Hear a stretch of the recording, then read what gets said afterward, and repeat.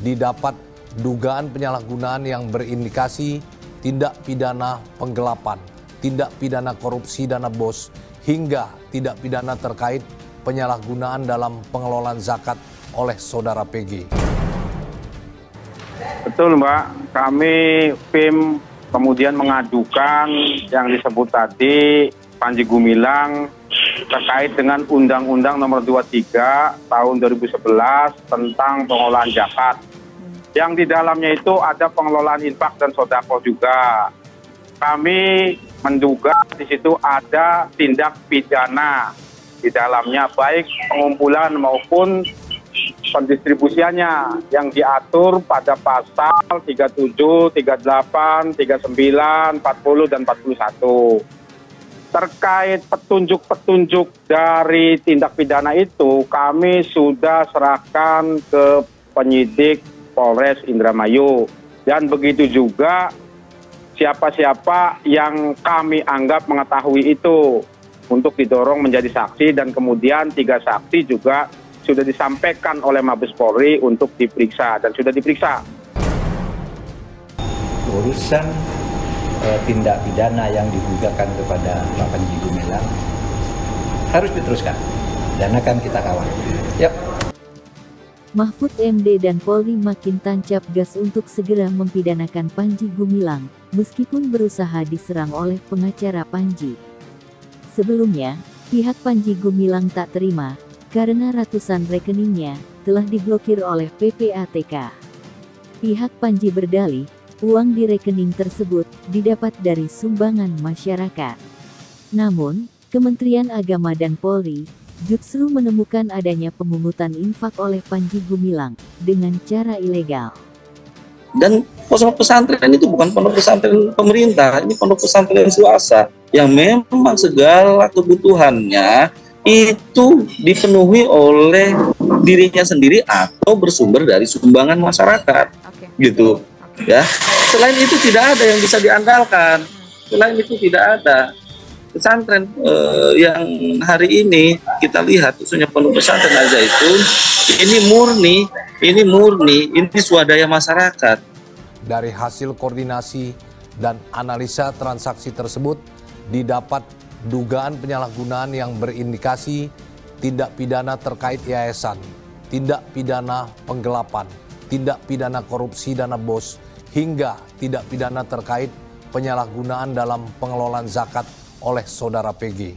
Selanjutnya juga telah melakukan interview terhadap 3 orang saksi yang mengetahui proses penyaluran dana-dana tersebut. Untuk dugaan penyalahgunaan dana BOS dan zakat juga telah dilakukan koordinasi kepada 3 orang pejabat yang berkompeten di jajaran Kementerian Agama dan instansi terkait lainnya. Pemerintah dalam hal ini yang diberikan wewenang untuk mengelola zakat itu adalah Basnas.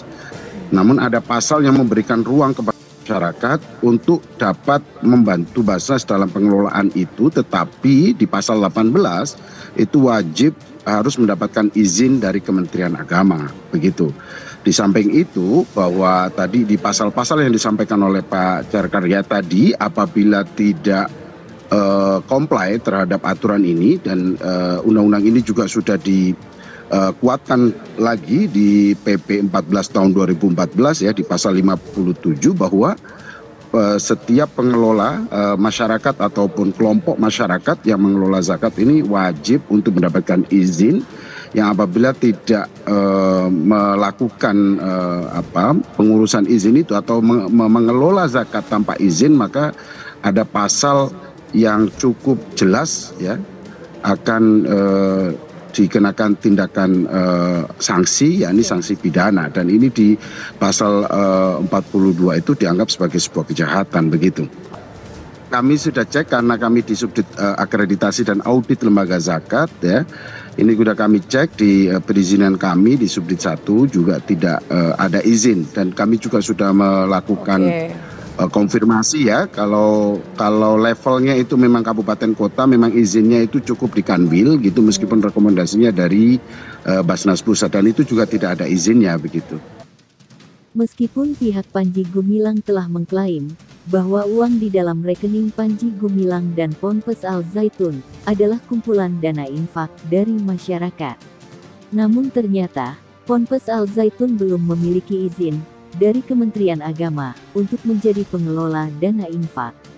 Bareskrim Polri mengungkap, jika Panji Gumilang dan Ponpes Al Zaitun terbukti menggunakan dana infak tanpa seizin Kementerian Agama, maka hal tersebut termasuk pelanggaran pidana dan dapat diancam hukuman penjara.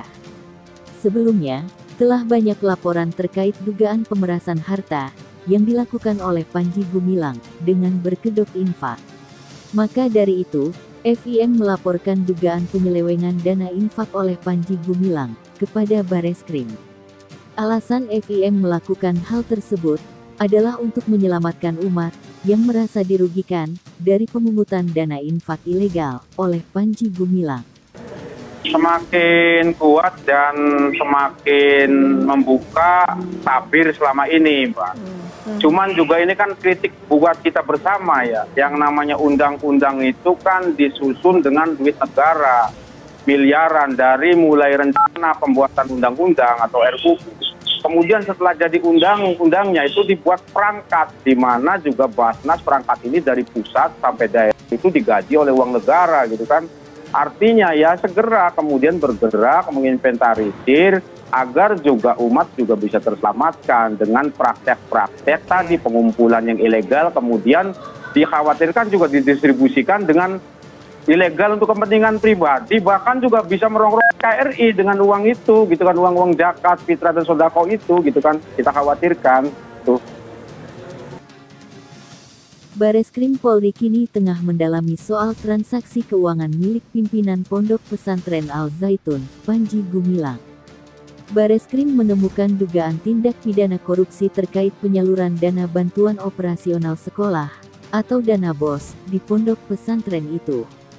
Ramadan menuturkan, penyidik dari Direktorat Tindak Pidana Ekonomi Khusus juga telah memeriksa 3 saksi terkait hal itu.